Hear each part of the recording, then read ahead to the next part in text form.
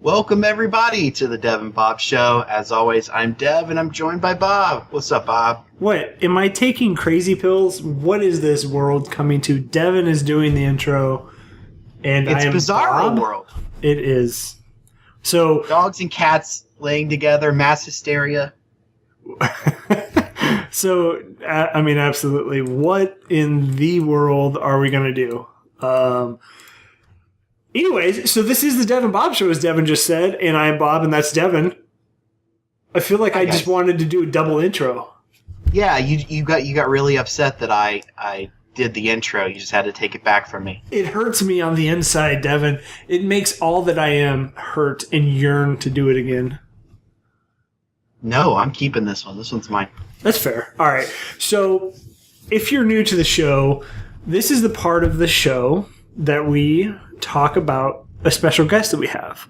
So, normally, our special guests are YouTubers. They are people who are Let's Players, maybe. So, content creators on YouTube. Today, we don't have that. Today... what to do? We have an actual game developer. So we have a game developer by the name of Michael. Michael, I won't use your last name. But he is from Ready Play Games, correct? Yep, that's right.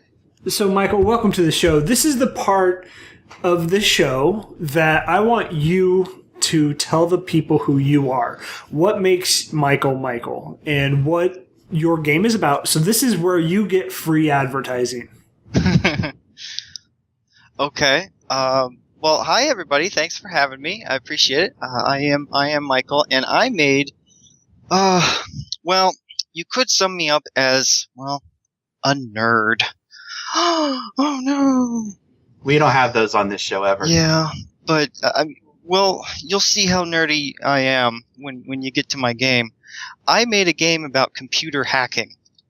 So you can't get more nerdy than that, exactly. Well, it's not just hacking, it's old school hacking. Old school hacking. Like it is modems retro. And green screens and shit. Yep, retro, monochromatic, green screens, all that stuff. You sit down, you have a 56K modem if you're lucky.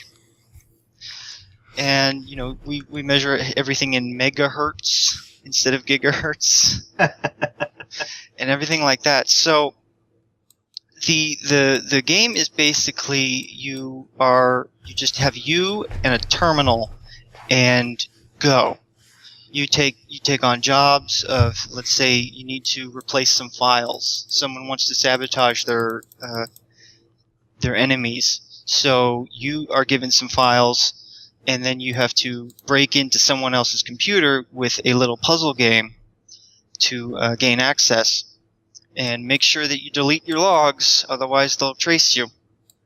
And so you replace the files, and you can check out the news later to say, oh, look, these guys made a big goof up, and it was you all along. Interesting. So, go ahead, Devin. I was going to say, I actually checked out the beta version of the game that you had sent us, and I really enjoyed it. I found it I found it very complex, but in a good way. Like, it was a challenge, and I found myself wanting to really kind of master the game while I was playing it. So I really had fun playing it. I really enjoyed it. Thank you very much. It is definitely a balancing act to present the challenge, but not frustrate. One of the big things that I was very, very, very much adamant about was this needs to be accessible. The actual hacking involves a lot of typing and tedium and everything like that. I have done white hat hacking, which is people ask you to basically break their website to find vulnerabilities so they can fix them. Yeah. So I actually have done hacking before, and I am a compulsive tweaker where I just, if I can't tweak the settings, I get kind of antsy, and so I will change things to what I love, what I want. And so But that gets really, really, really technical. Yeah. And that's not accessible to everyone else. People who, I just want a computer to watch videos. I just want a car to go from A to B. I just want things simpler. But you don't get that thrill of, beating the system, of figuring it out, and you don't get the chase of being tracked. So I wanted to make it accessible to everybody else so they can experience, I guess, the Hollywood-ish view of hackers. Yeah. Where things are kind of fast-paced without having to know, C++ or an entire gaming engine. So was the point and click that's the predominant way of navigating the game, was that what you came to as far as how to make it accessible? Yes. I said I need to be able to play this just with the mouse only, and because that I would accept that as being accessible to everybody else. Everybody can use a mouse. Yeah, I think so. Yeah, I definitely think so. So, Ready Play Games, that's it in its entirety, correct? That's that's the company that you're under. Yep. Where can they find this game? When does it plan to come out? I know before we started recording, you talked about some of the difficulties that you're having with some of the Steam Greenlight. But where can somebody find this game that we're talking about? What can they do to view it? What can they do to maybe get in early? Something like that. Well, if getting in early, I haven't made a demo because there's this constant battle between game developers of should you make a demo and should you not. Most of them decide on don't do it. So I don't know if I want to put in those hours. If there's enough demand, that'd be great. But right now, the way that you could help and look at it is on Steam Greenlight. There is a link. Can I plug my website? Absolutely. Absolutely, okay. Man. So there's a link on Get Proxy Now. GetProxyGame.com. That's Get Proxy. Proxy is in PROXY game.com. And there's a link to the Steam Greenlight page. And you can vote for it because Steam Greenlight is a popularity contest. So if you vote for it and tweet it, then you can play it faster. Awesome. That's absolutely. So if you guys are down to do some supporting today, go to getproxygame.com. Make sure you help Michael out. We're trying to do what we can to get the word out. Not only have him as our guest, but make sure that he is able to see his dreams come true. So I kind of want to take a step back. What really got you into video games? Why did you say, you know what, I want to make a video game today? Did you go to school for it, or is it something that you just said, yeah, let's do it? I kind of went to school for it. My story is a bit atypical. I went to a pretty cool high school, Northwest Academy, and they had these electives, and they were kind of pricey. The electives were pricey, but they were free if you went to school there. So yeah, I took all that I could. And I was missing one day, I think it was a Tuesday. And I'm like, well, what can I do? What's this? Programming. Huh. And it was programming in Adobe Flash, back when it was Macromedia Flash. And I took that, and I learned the basics of programming, but most importantly, we made a very, very simple, interactive, kind of video thing where you can click on things. What got me hooked was watching someone play what I built. That's what got me hooked. That's got to be an awesome feeling. It was incredible, and it's a high I am forever chasing. That's awesome, man. So what kind of game was it? And I mean, watching somebody play it, what did you really like?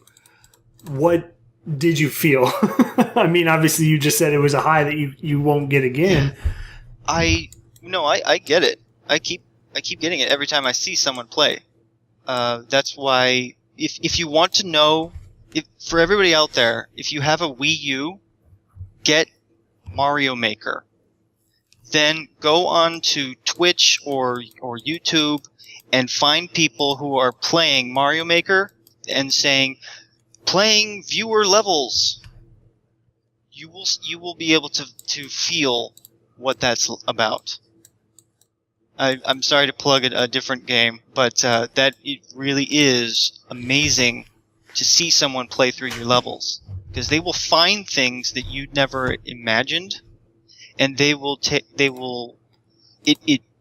forces you to think about something you never thought about. Nice. That's really cool. I never thought about using, like somebody who actually makes games, enjoying something like Mario Maker, because you think of it as like, well, it's plug and play. It's not game creation, but in a sense it is. You're making levels that you can upload and people can play and people can break, like you said, and they can do whatever they want in it. I never thought about that. That's really cool. And what's important is to watch them play it. If you say, "Oh yeah, I played your level, that was fun," you won't get the point. Okay, let's say I like to add a lot of hidden extras in my Mario Maker game, in my Mario levels. Some people won't ever find them because they don't know that they exist. So you have to put like coins going off into nowhere, so then you get them to jump after the coins to find the hidden secrets. If you just get somebody's response, and the same thing with a game, same thing with my game. If you just get the response of "yeah, it was good," or I hit a bug here, you won't see them fail to see the secrets, or they'll do things a different way that you didn't want them to, or do things a better way. So it's very, very important to watch people play it. And that actually remind me to talk about one of my side projects later. This actually plays into it. Perfect. Okay. Yeah, no, definitely. So this is really going to take us into the topic of the show tonight. So the topic of the show tonight is I kind of want to do this, but I don't. Uh-oh. It's about game development. So I don't want to put you on the spot, but I want people to understand. You kind of touched on it earlier, but I want people to understand how difficult Steam Greenlight actually is, because it is kind of frustrating to have somebody that's so passionate about the games that they're making just to be kind of squabbled or squashed by people, by a popularity contest, as you called it. So that's going to be the topic tonight. Let's go ahead and get into that. But let's go ahead and start with what it takes to develop a game. So where do you start, and where are you at in your game now? Oh boy, that's a loaded question. Okay, so where I started with, it actually started, you find an engine, basically. Right now, there's quite a few game engines that greatly streamline the process. There's Unreal, CryEngine, Valve has, I think they're coming out with Source 2, I don't know. But what I use is Unity, which is, it is my favorite. It's very easy to, get stuff going with a minimum of difficulty, if you follow their tutorials, of course. So how I started with this game, I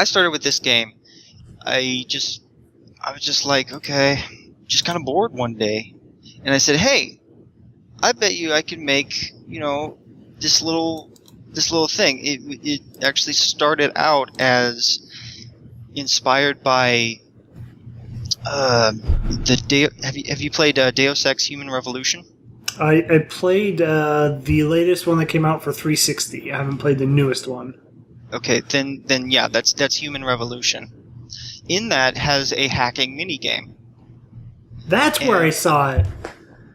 God, Yeah. I was overlooking your game. Unfortunately, I didn't have the time to play it, but I saw it and I'm like, man, this reminds me of what game is it? Nice. Yep. All right, sorry. And I actually said, you know what? I bet you I could do that. So I replicated that. And then I created a few levels and stuff like that. And I showed it to somebody, and they're like, "Hey, if you just put this out, I would totally play it."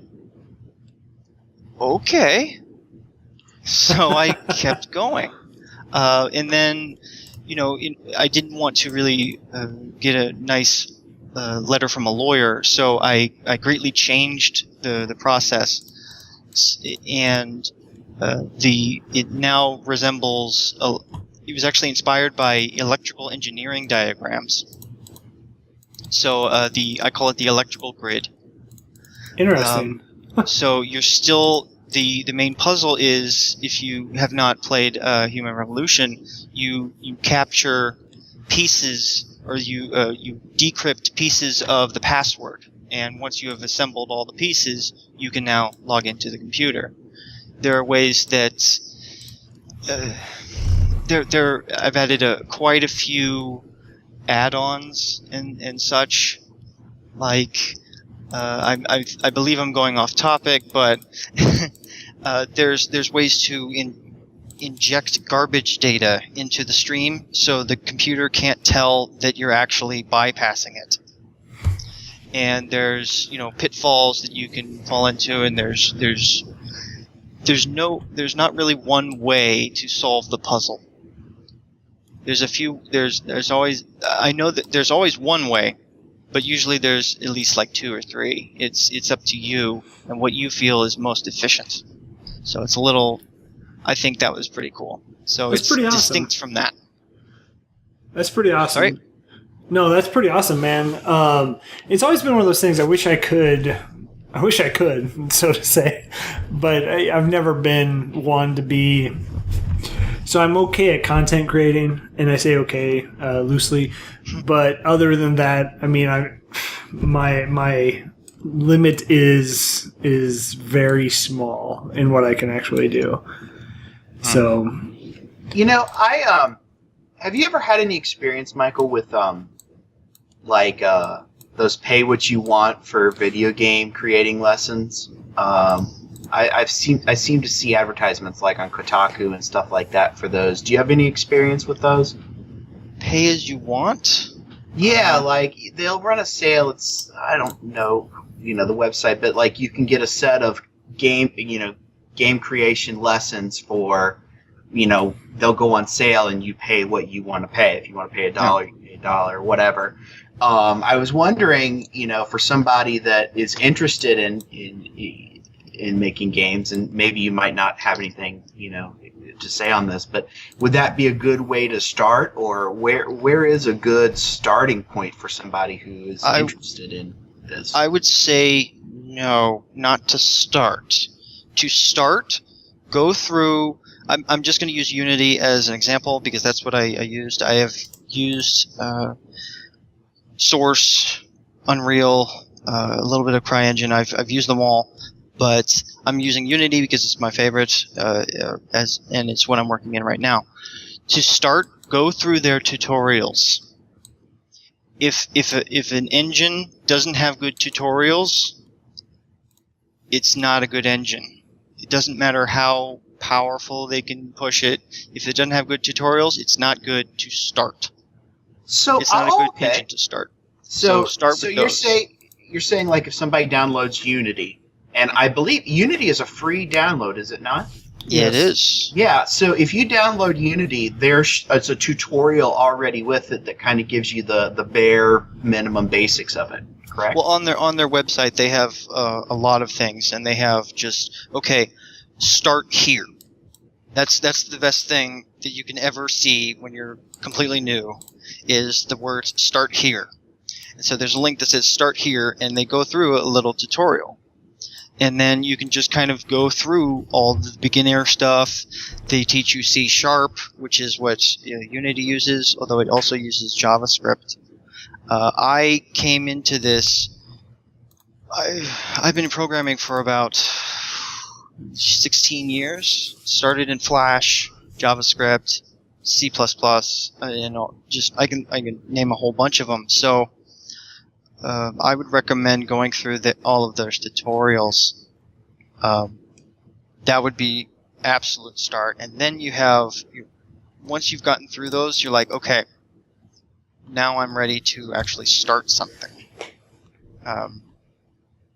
So the pay to stuff, I have no experience with it. I didn't have any need for it because I already know how to do these things. So I can't advise anybody on that.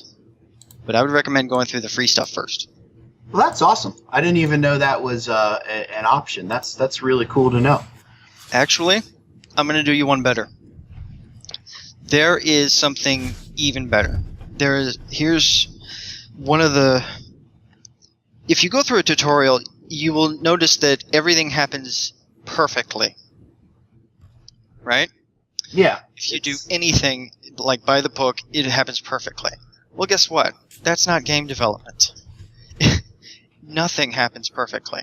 You're basically trying stuff. Oh, that doesn't work. Oh, what do we do? So after you have done all of the tutorials, go onto YouTube and find... They don't update so much anymore, but this is how real development is. Go and find Cooking with Unity. Cooking with Unity.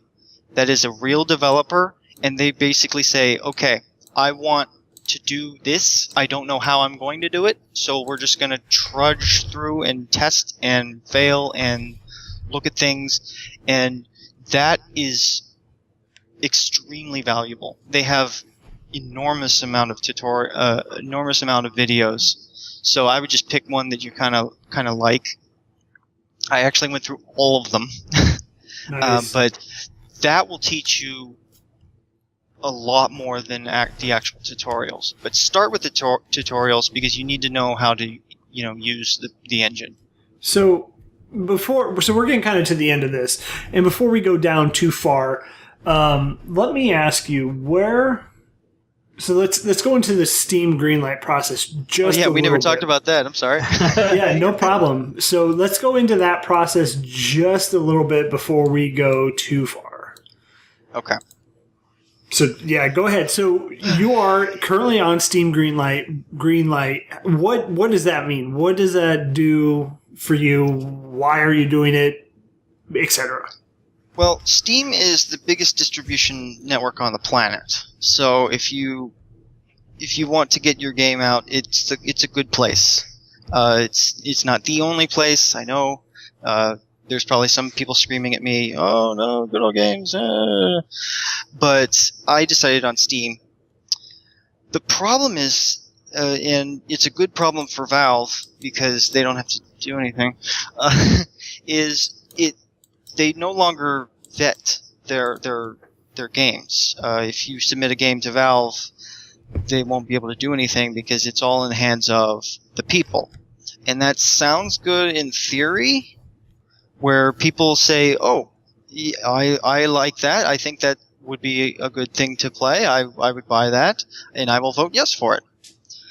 The problem is, and I don't know everything, but this is what I've been researching and finding out on my own, is that there's been a lot of, over the years, abuse or skirting through and a bunch of trash that got pushed through, and people stopped looking at Greenlight because it has a reputation now.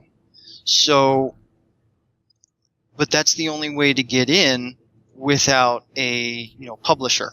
Someone who has tons of money that can just push you right on through. So before we go too far, what explain some of the abuse that happens on Greenlight? That's just what I was going to ask about. Sorry. Mostly it's just trash. There are websites that will give away free free game keys if they get through Greenlight.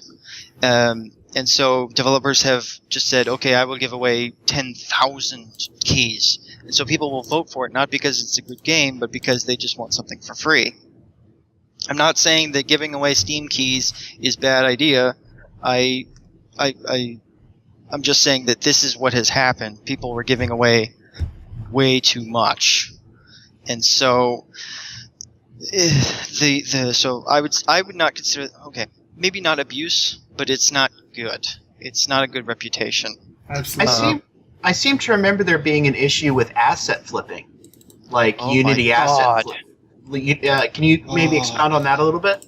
That makes me so angry. Okay, so there's a Unity asset store, and it's pretty good. It could use a better search function, but basically you can just look for things. I had to make a little demo of a little town, and I can't model a house, so I just go onto the Unity store, and there's a house. Okay, so I will get that. That's great. And you can also buy kind of game frameworks, there's a zombie survival framework that you can just download and then use it to build your game.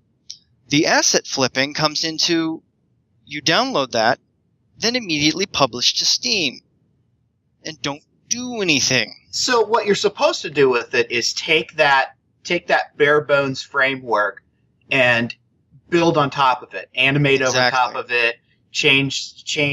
Basically, it's just the bare studs, of the house. You're going to have to do everything else to make it an actual house. And what these people are doing is they're just taking that frame that they bought and throwing that on Steam. Yeah. To try and make a quick buck, correct? Exactly. So if they buy something for $10, but they can trick people into spending $20 or a total of $20. Yeah, 20 people spend $1. Exactly. Then they've made money. And I get pretty angry at that because that's Well, it's people trying to make money. I mean, it's everywhere. So what? But it's not your work. Well, no, and I hear you, and it's not right. It's not their work, not you. No, I get you. I don't do that. But no, I feel you, and it's everywhere. Unfortunately, we talked about the T. Martin Pro Syndicate and Counter-Strike Go scandal that just broke not too long ago. So we've talked about that kind of stuff. But so if Steam Greenlight is broken, where else can you go? Well, I mean, what as a small developer who's pretty much by yourself, where else do you go? Where do you turn? What do you do? Well, I've been advised to just wait it out. Just keep promoting my stuff and just pray that I find somebody famous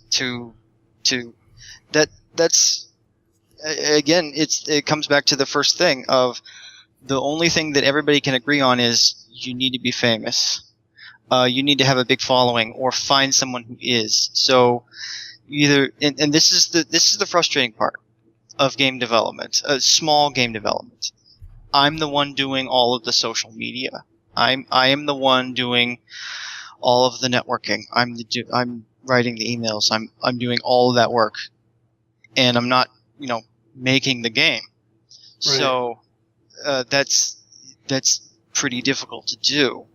And so there are other avenues, but you won't get as much exposure. There's, I believe, Good Old Games. There's Green Man Gaming. I don't have any experience with them yet, but I will probably be looking into them. Well, so basically, you need to partner with somebody who has a big network already if you want to get it published. Right. You would think that the easiest way to fix Greenlight would be like a downvote function. If a game gets, blown to hell with downvotes, that it gets removed from Greenlight. So then that way, stuff that actually has merit maybe gets some eyes on it. I don't know how Greenlight works. There's a not interested. There's a yes, not interested, or ask me later. So I'm assuming not interested is the no. But people will still game the system, like giving away 10,000 keys, right, just to get greenlit. Right. So, and how do you stop that? I mean, you really can't, because it's left in the hands of people. So well, and Valve does everything they can to do nothing at all on just about everything they can. Yeah, they don't make games anymore. They don't even make hats anymore. But everybody else makes hats. as an empire that Valve is right now, why would you? And playing devil's advocate. Can't blame them. Great business model. Yeah, you're get everybody else to do everything and take a little cut. It's a good business model for them. It's hurting the little guys. And Valve used to be a champion of the little guys. Yeah. But they have millions of games on there now, and they can't possibly vet them all. Yeah, no, unless they employed a lot of people, which that would solve the problem, but it would be very costly to them. And as these engines become free to create, almost, playing off the free to play model, just like YouTube, you see this huge bubble of content creators. You see this huge growth of people that are saying, well, shit, I could do that too. Or, man, I can code. I can create something fun. So let's all do it. And it's the same with YouTube Let's Players. Somebody sees a guy like PewDiePie get 47 million subscribers. They're like, shit, I could do what he does. And, the thing is, it's hard. It is very hard, just like us. You really have to try and get above the weeds and the people who are just there bottom suckers, and it's where we're at right now. I'm not saying we're better than anybody else, but it's the bottom suckers. Well, we are, because we're on the bottom. I mean, if you look at us, we have 84 subscribers right now, and our videos aren't terrible. They get 20 to 50 views, so it's not bad. But we're not popular by any means. We're not crazy. So I don't know. It's a tough game to do it. I do it. I feel like Devin and I do it because we love to do it. And I feel like that's why you do it. But you also want to make some money, because if you get a game on Steam, you're going to make some money. Maybe. So, maybe. Well, that's where the lottery part of this all comes in. Like you said, unless you are already famous, it's going to take, I don't want to say a miracle, but pretty damn close to a miracle for a game to blow up on Greenlight. And same thing with YouTube. This is all kind of, if you're doing it to try and get famous, you're in for not going to happen. You're in for some serious disappointment. You can't do this. The bubble has burst. I'm sorry to say.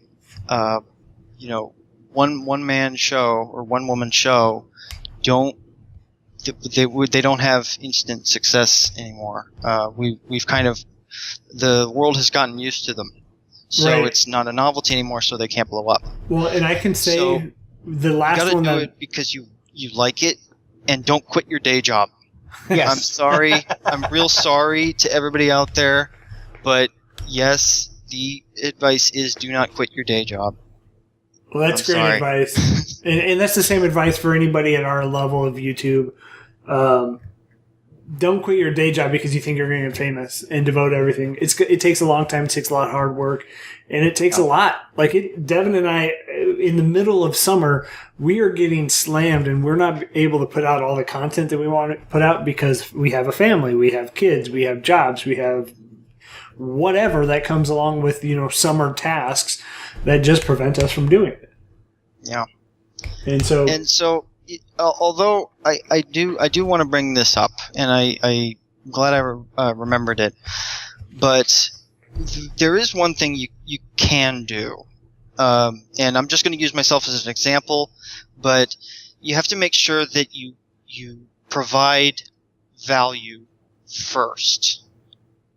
And so that's how I came this game. I could have made it free to play, and I could have made it, I say, evil.